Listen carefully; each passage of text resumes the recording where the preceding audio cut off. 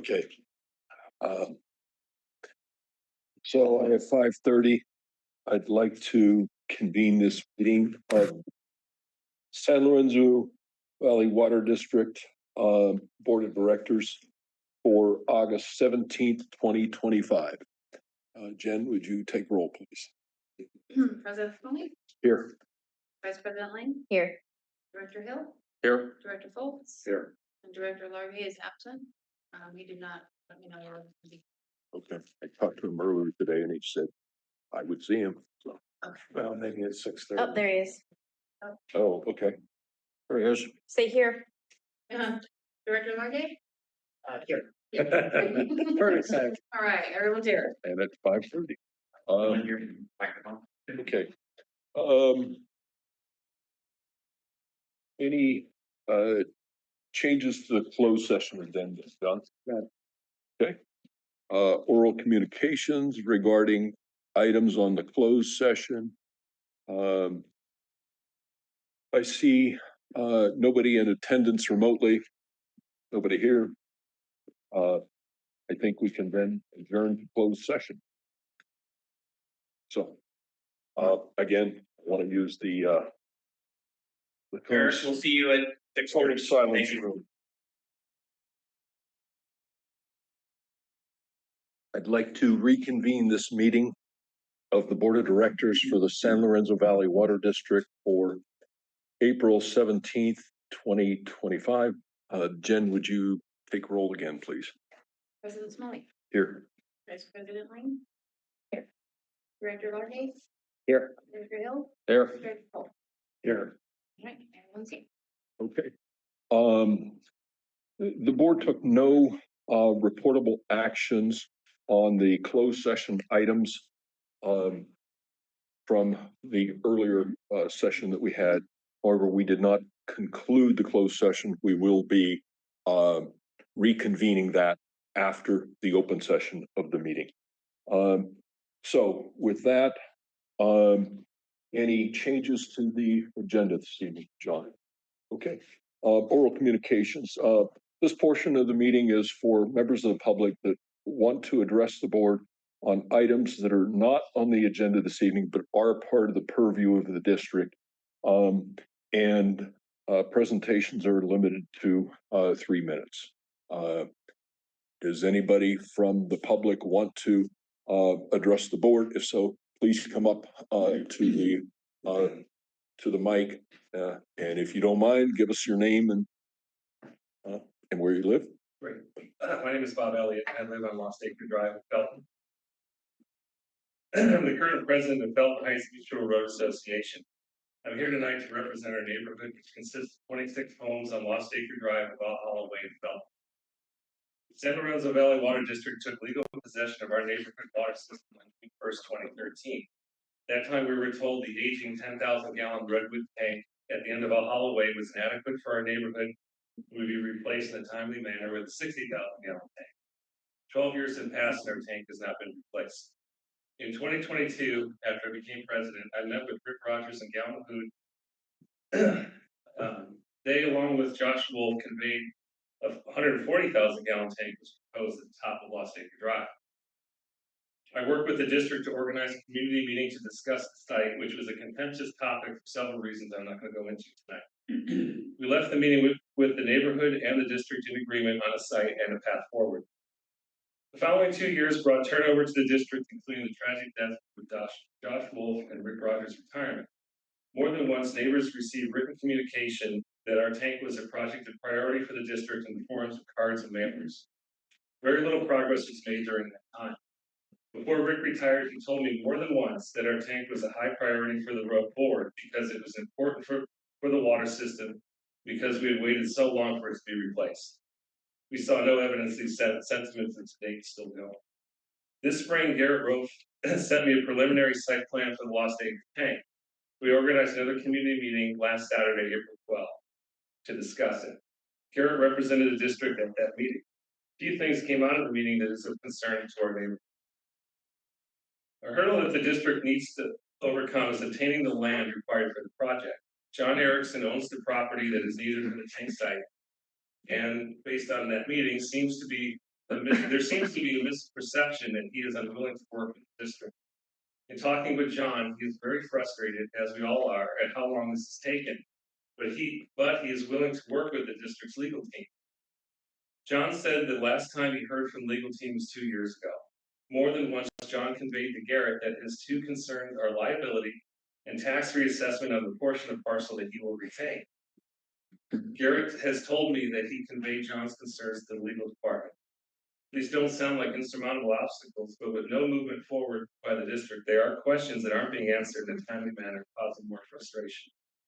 At the community meeting, we were told that the land is the issue that continues to keep our tank replacement on the priority list. Our water tank is over 60 years old, it's made of redwood and leaks. Daily, I see a San Lorenzo Valley Water District truck go up the hill to check the water level and manually fill it from the pump station at the base of my property.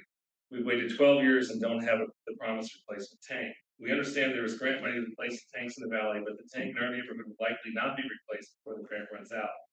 With the upcoming budget development for the next 2 years, we would like to hear from the board what priority the Belton Heights water tank replacement has and a timeline to get this project completed. I don't want to cut you off, Bob.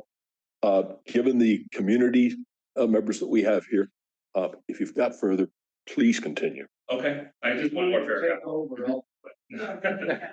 We are concerned about our water supply both for household use and in the event of a fire. Further, some of our neighbors have said that they have been assessed higher home insurance rates due to inadequate water in the event of a fire. Redwood tank that supplies our neighborhood is inadequate, and again, we were told to be replaced 12 years ago. I'm asking the board, what is the plan to replace the tank that serves our neighborhood, and what is the date that it will be completed? Okay. Thank you. Thanks for the succinct summary of what you see as the president of your association and where you are at this point. Yes, I recognize that the district has not delivered yet on here's a completion date for the tank. Appreciate the fact that you also recognize the staffing changes that we've had and COVID, but and COVID. Yes. Which we all experienced that also knocked the district for a loop. The district has done other work, including engineering drawings and geotechnical assessment out there to begin the process of looking at the site, but I don't have a date for you as to when we would start construction. It's not just the land, it's money. And having the necessary budget to be able to move forward with that. Yes, we did get a grant for tanks in the area.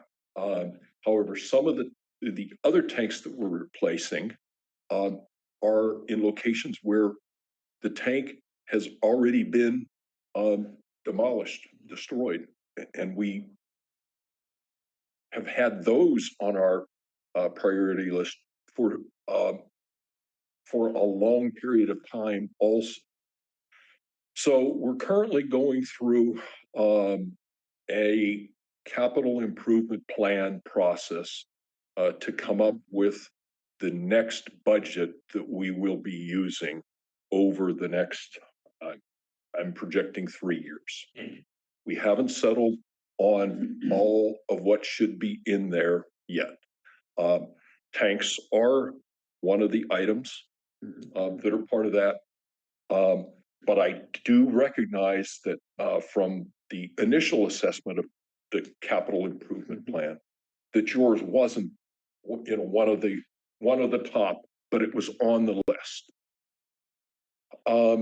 Given this, I want to say that we will go back as a board to assess for that capital improvement plan list that we're going to be going through over the next several months to see how we might be able to allocate money for this and to get the property issue aspect off of the path forward so that we could conclude on that. So with that, I did want to offer the option for another board member or board members to comment on this. And since Director Foltz is working with me on the engineering committee now, I did want to give Bob perspective, or the opportunity to also comment on this at this Yeah, point. but the issue here, Mark, is we're in open comment period, and while I think this is more than important enough for us to dive into, there is a limit on what we can do at this time. Okay, And so my Thank you for that. suggestion, yeah, my suggestion would be, and it's the process that we're legally bound to, Bob. It's, you know, and it's not, believe me, there are times when it drives me crazy, but it is what it is. This might be something that we would want to put onto an agenda item. Yes, I was going to request the same thing. I agree. And fairly soon. And have Garrett here at that meeting, Right, which is not tonight. right. And I will send Garrett some questions, and I think we should all do that, about why this is stuck. And with that, I think we probably, unfortunately, have to not dive into this too much more. We run afoul of the law. Okay, I have one more question here. Can we add to the agenda for the next 2 or 3 meetings a quick update on this subject until we have a resolution of some sort? And let's put it on the next agenda. Yeah. I want to talk about it Okay, then at roll it over the the next time. meeting, and we'll see what the outcome Yeah. of that is. I don't want to commit that we're going to do this over. Okay. Let's talk about it at the next meeting, and if we can see the need for that, we can add it to Yeah. a subsequent Yeah, meeting. my point is that, that It might not. we be might have to resolved. roll this over Yeah. 2 or 3 meetings, and we should Yeah. continue to address it until we've resolved it. Right. Okay, but to Bob's point, We're really I- over the edge at this point. Yes. thank you for checking me on that, procedural aspect. We waited a long time. Yes. Understand. A long time. Yeah. Yeah. Okay. You still at the meeting tomorrow. I'll still give you a call tomorrow. Yeah, Thank you. Thank you for your time. sure. Okay. If I could, so I have a question about this. Lost acre, the term lost acre doesn't appear in our master plan or our budget. Is this tank called something else? Dalton Height. Right. Dalton Height. Okay, thank you. So, okay. Hi, I'm John Jameson. I'm also from Lost Acre. I happen not to be on the water tank. I have my own, but nonetheless, I've witnessed the frustration of my fellow residents at nothing getting done. And my impression of the situation is that there simply is not enough money to do everything that needs doing. So I would like to know from somebody who might be out there that we could pressure to make your lives easier also by getting more money from the state or whomever, so that these projects can go forward. Because I know there are other projects out there, and I don't want to claim that ours would be perceived as more important than anybody else's. But this thing has been going on long enough, and it'd be nice to get it handled. Okay, thank you. John, can you take that as a note for a subsequent meeting? It's passed on to Garrett, that we could consider that. Okay. Please. I'm Judy Darnell, and I'm also on Lost Acre, Felton Heights. And I'd just like to point out 2 things that weren't previously mentioned. When we first gave our water company to the water district in exchange for the promise of a new tank, the tank is gonna be, how big? 60. 60,000. 60,000 at the top of Lost Acre in the current site where the tanks are now. It was the district that decided that they wanted a much bigger tank that would also serve another community somewhere over off of Belmont Empire. So it was the district's decision to delay a replacement of our current tank. And I think, and so subsequently, we are at great risk of fire. We have a 2-inch line. We have little fire hydrants that don't serve a big fire at all. I think we drain our tank in a matter of minutes if there was a house fire. We have elderly, we have disabled, we have children. And our insurance rates are most of us have been canceled and are on Cal Fair plan. I just talked to a friend who lives out Big Basin. Her fire was right next to her. She didn't get canceled by State Farm this year. I was positive. She said, well, I have a fire hydrant.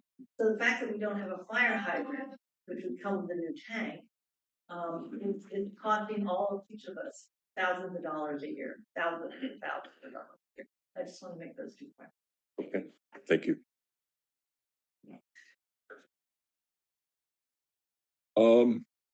Not seeing anybody else here. Anybody online want to comment on something that's not on our agenda this evening? Seeing nobody online. Yes. Brandon Conisani Aptum, currently the recovery consultant. I just did want to give a quick update. I didn't get on the agenda in time to do a full presentation, but so just a quick update on a couple projects that we have. Someone else is sharing. The other guy's got to stop. Oh. Eric, CTV, can you please stop your counter?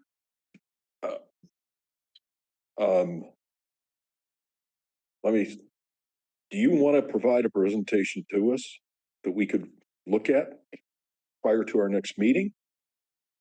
Either way, I can. It's only a couple seconds. It's okay. It's up to you guys. Either way. I absorb the information better if I have something written in front of me. And do that. And I don't want to Bob's earlier point, I'm going to have questions on this. I don't want to go into discussion of it. I'd rather see this as an agenda item at the next meeting. So, the first. We have a meeting on the first. I don't know what else agenda items we're going to have. I don't want to say it'll be on the first, but no later than the subsequent one, the 15th. So one of the 2 meetings in May. Okay. Okay. Okay. Yeah. Thanks. Just, I'll give it to Jim. Please. Yeah. Okay. Okay. Moving on then to unfinished business, new business. The LAFCO runoff election. John, I think you were asked me. covering. Thank you, that for us. President Smalley. If you remember right, on April 2nd, the district received a notification regarding the need. I'm sorry, earlier you voted for a alternate and a regular member of LAFCO. Subsequently, there is a need for a runoff election for both those positions. And so just like you did last time for this election, the board needs to make a decision voting for one of the members, the 2 for the elected, for the regular seat, and then one for the alternate seat. And then you also need to appoint a person from the board to cast that ballot. And the ballot is due before May 12th, excuse me, May 1st at 8 a.m. Okay. So we have the candidates for the runoff election in front of us being Jim Anderson and Lonnie Faulkner, and for the alternate member, Eric Banks and Lonnie Faulkner again. Edward Banks. I'm sorry, Ed Banks. Ed Banks. So with that, we had made selections previously of Jim Anderson and Ed Banks, but it was a larger group of candidates that we were looking at for the first round. So I want to open it up to comments from the board. Alina? Yeah, as I said before, I had stepped down from my alternate and I suggested Lonnie in my replacement because I think she has a really wonderful resume. I think that she emailed us again and she has a really clear message from like what she wants to see for this board. She's very active in our community. She had a long list of things. I feel like her going against Ed was kind of like, vote for me, and there wasn't much more. And a lot of his stuff is kind of outdated where she's really involved. And I think that right now more than ever, it's really important to have women, especially women of color, serving on these types of boards as we see women's rights being stripped from them. And with the SAVE Act, women might lose the right to vote. So I think that when we have a very qualified woman candidate, that we should be supporting her. And I would suggest Jim Anderson and Lonnie Faulkner as the alternate. So. So you are suggesting, you have two seats here then. For the regular member seat, you were suggesting, Jim Anderson. and for the alternate, you're Lonnie suggesting Faulkner. Lonnie Faulkner. Okay, all right. Brian? I actually would agree that Jim Anderson for the primary and Lonnie Faulkner for the alternate is a good pair. I know Jim very well, and he's got an enormous expertise in the core issues of LAFCO and district formation and modification. And then with regard to Faulkner, in comparison to Banks, Faulkner's on the board at Central Fire. The fire districts in our county face very similar challenges to the water districts in our county. Funding wise, complexity wise, increasing disaster related response demands being placed on them without commensurate increase in financial support, and a lot of similarities across the board. The Pacro Valley Cemetery District, where Banks has served and continues to serve, I'm sure is a very critical institution in their community, but I don't think it is as directly relevant to the work that we're trying to accomplish here. So that is my thinking and my reasoning. All right. Jeff?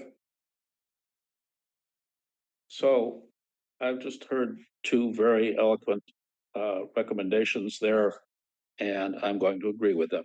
Okay. Jim Anderson for Felton, or Jim Anderson from Felton Fire for regular member seat, and Lonnie Faulkner for the alternate. Okay. Bob? Yeah, I've read all the information with great interest and did a little, checking online about things. I may have a different view of what LAFCO is all about than the rest of the board. I do not view LAFCO as an activist organization. I do not view it as an organization that is involved in operations for any of the special districts, looking at planning, anything like that. LAFCO is a organization that needs to only respond. And my concern about Ms. Faulkner is that she looks to be wanting to change it into an activist organization. I'm not in favor of consolidations of special districts in general. I think that special districts, the more local they are, the better they can serve the community. And I'm deeply concerned about what I see here as a potential for somebody on LAFCO that wants to transform that kind of a view. The current LAFCO executive director, unlike the previous one, is much more interested in driving consolidation rather than responding to organic requests for consolidation. So I have concerns about Ms. Faulkner in that regard. I get that she's done a lot. I get that she has very active in her community.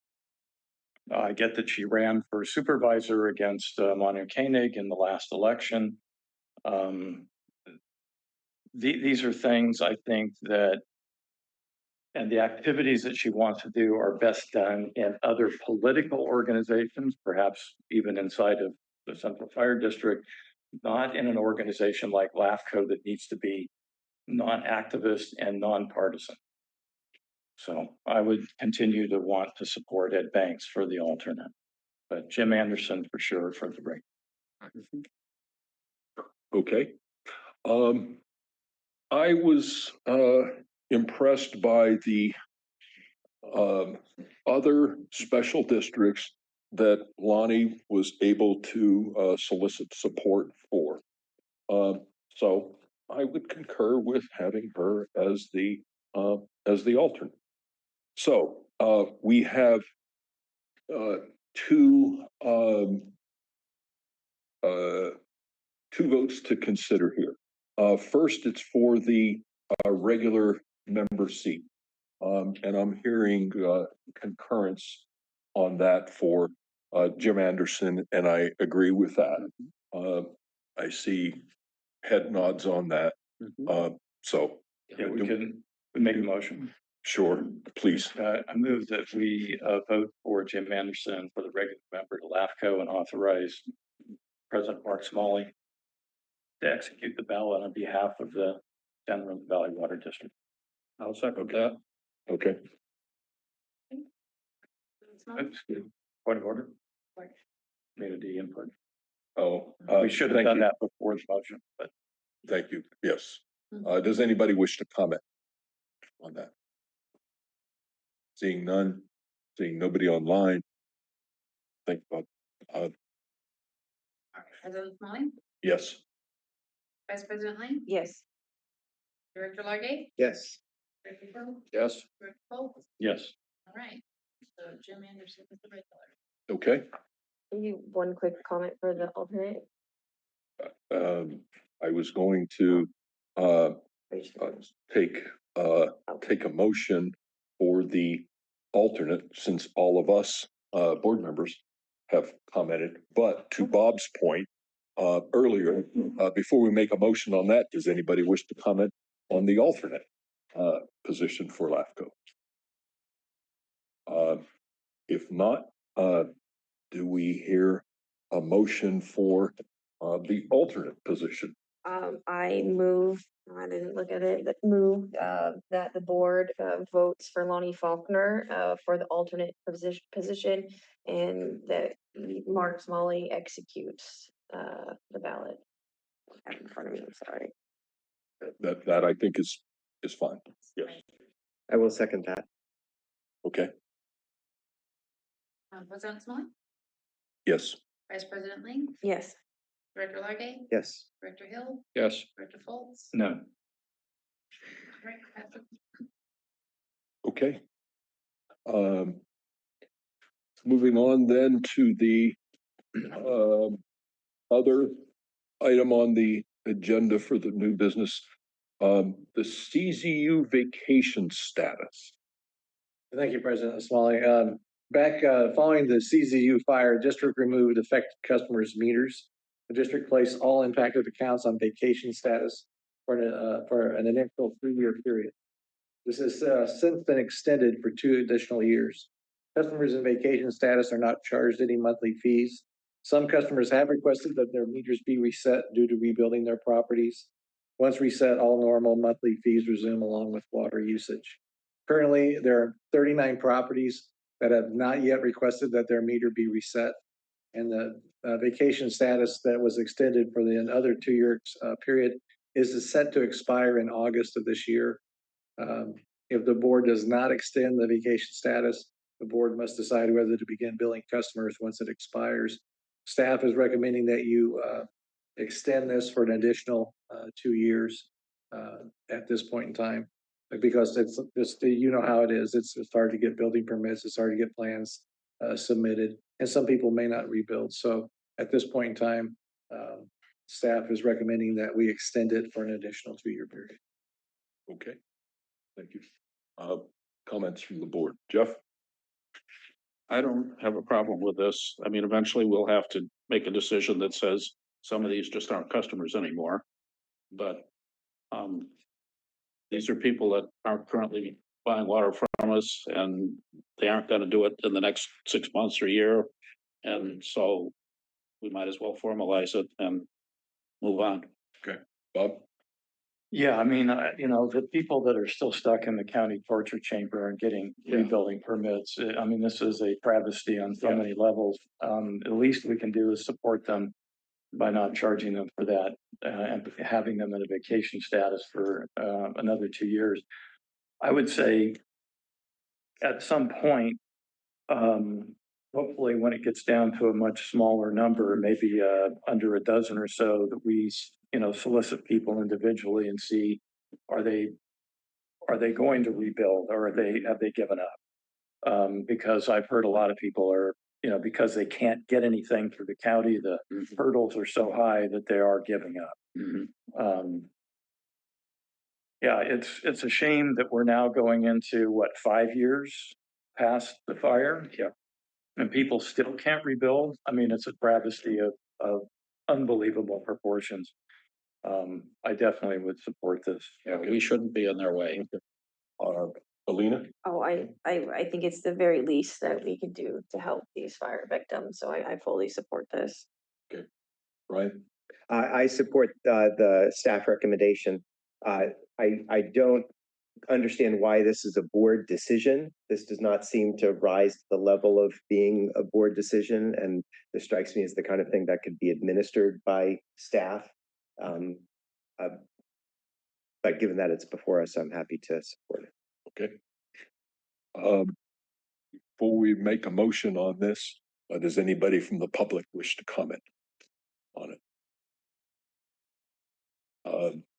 Then I will make the motion to extend the current vacation policy for these properties affected by the CZU fire until August 1st, 2027.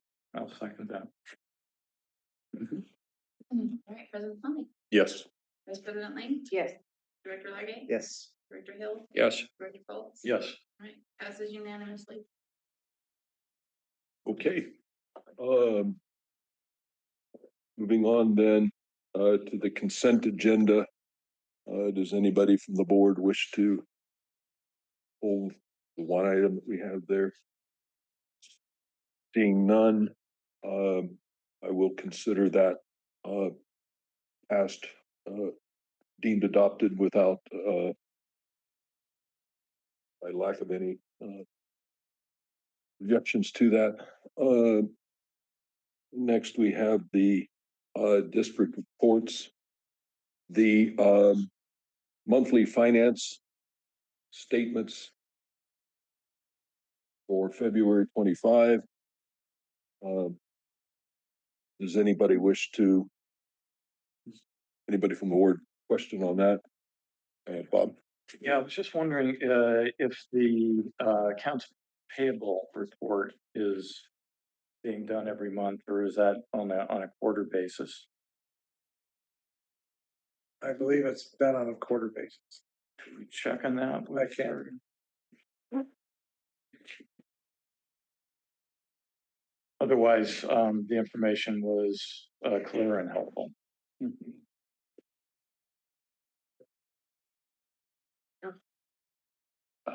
Is this the? Can you continue this? Oh, okay. Do you have any other questions about that, Bob? No, it was, that was the only question I had. Okay. All right, and then I guess we're gonna be, oh, Brian. I had a question on page 26, under capital projects, which is the very second to last line, third to last line in the table on page 26. I just had a question, and I want to understand if I'm reading this correctly. It looks like under capital projects, we were anticipating to have spent, or our budget was to spend $12 million on capital projects during the current fiscal year. We have spent 2.8 million as of the end of February, which so that's 8 months through the year, 2/3 of the way through the year. We've only spent 23% of the capital projects budget, even though normally you would expect we would have spent 66% of that. So it looks like we're way behind, having only accomplished about 1/3 of our goal for this time of the year in terms of capital project implementation. I wonder if if you have any insight into why that might be.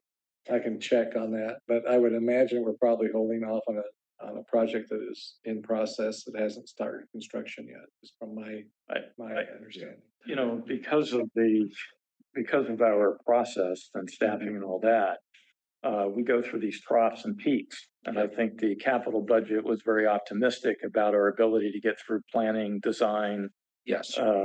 bid documents and all the rest of it in this time period. One of the things that I think that we're going to need to look at when we do this capital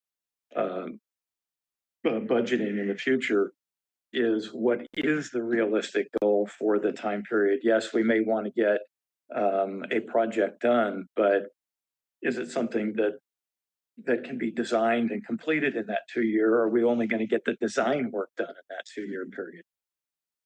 So, Yes, yeah. May I add clarity? sure, Heather. Thank you. A lot of the projects have been placed on hold because of lack of funding. Current budget assumed that the district would be receiving a large sum of FEMA reimbursement during this fiscal year, and that has not happened. That was, I'd say, an overstated estimate. And therefore, the district did not have the funding to move forward with many of the projects that are on that list. That is the reason why many of those projects have not moved forward. They are waiting for this budget cycle to determine if the board is going to be willing to maybe possibly do some bond funding to try to move the CIP program forward.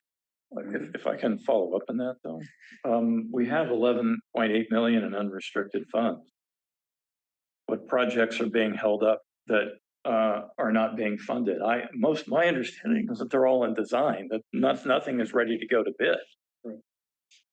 So, I mean, if we've got projects that are ready to go to bid and we've got 11.8 million and unrestricted, we should be able to do at least one or two of them.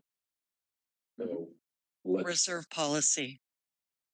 That 11 million may be unrestricted, but then when you take into consideration the reserve policy, that does not leave extra funds, much in the way of extra funds to do CIP projects. So that 11.8 million really is restricted in some fashion. It's not unrestricted. It's not legally restricted, but it is not restricted. It is restricted in accordance to the district policy. All right, let's augment our financial report to make that clear. Yeah, for not only us, but for the community.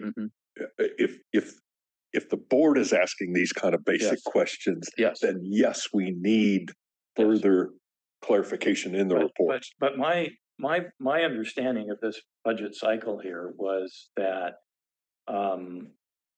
we were going to be in a design period. So the question was whether or not it was financially prudent to take out a loan at the time that interest rates were high, given that we were still in a design phase and nothing was ready to go to construction.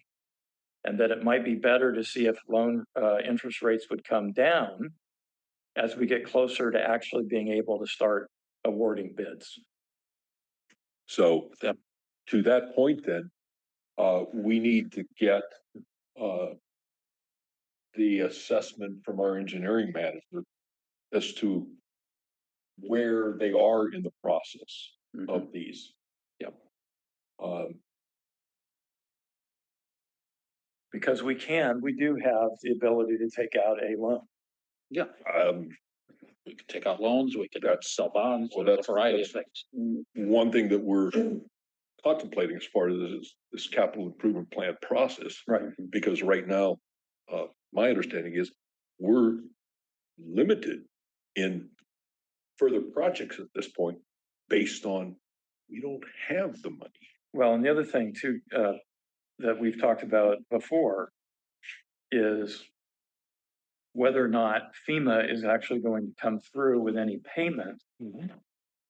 From a cash flow point of view, in a time period that has historically been the case, maybe a year or two or something like that.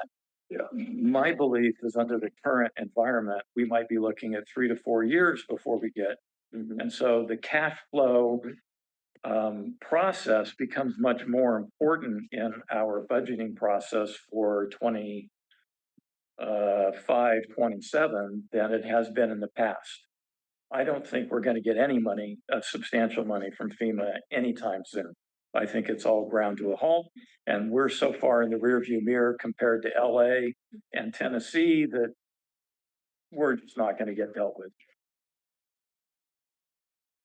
So the information that you wanted to bring to us at a subsequent meeting, yes, we do want to see that on FEMA reimbursements. But that's also got to be linked in with information that Garrett has on where we are on the design process. So I think this is a bigger discussion. If I may, that Sure. information is planned to be presented at the next meeting when the proposed budget is to be presented. Okay, All of that information is in that report. okay. That's fantastic. Heather, could I ask a question in relation to that? Yes. So in the FY 23-25 capital budget, there are various categories of funding, the loan, the FEMA grant, and reserves are kind of the broad categories there. And then there's a list of maybe 60 projects or so in various stages of design to construction or early planning through construction. The and then there's an estimated completion year. I imagine that a lot of these are not going to be accomplished during the current fiscal year. And as a result, they'll have to roll forward. And I'm requesting that as part of the budget process at the next meeting, we have some clear insight into what projects are moving forward, particularly those that have been delayed from past years. Is that the kind of detail that would be provided? That is the kind of detail that is planned to be provided. It is by project, by year, by funding source. Wonderful. Thanks so much. That sounds terrific. Appreciate that. Okay. I think that's it for the board comments on that. Any comments from the public on this item, since we have talked about it here? Seeing none online. The written communications, I think we've talked at length about Ed Banks and Lonnie Faulkner. And I see one from April, right? Can I comment on the April Zilla? Yes, it's on the agenda. Okay, well, I just wanted to say that that did end up coming to the administration committee, and we did talk about the rate assistant program at length, and it did get sent on to the budget and finance to see what kind of funds are going to be available in this next budget planning in regards to being able to expand this program. So. Okay.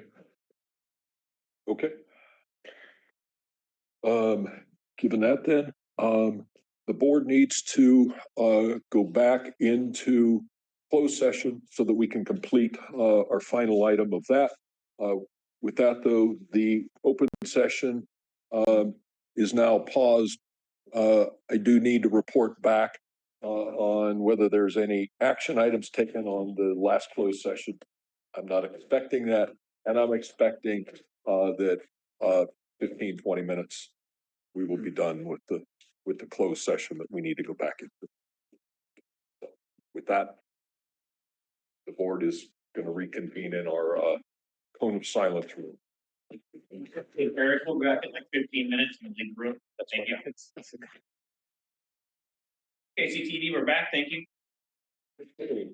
I want to report that the board took no reportable actions during the extension of the closed session, and we are adjourning this meeting. Also, that'll mean left. Oh, yes. Yes.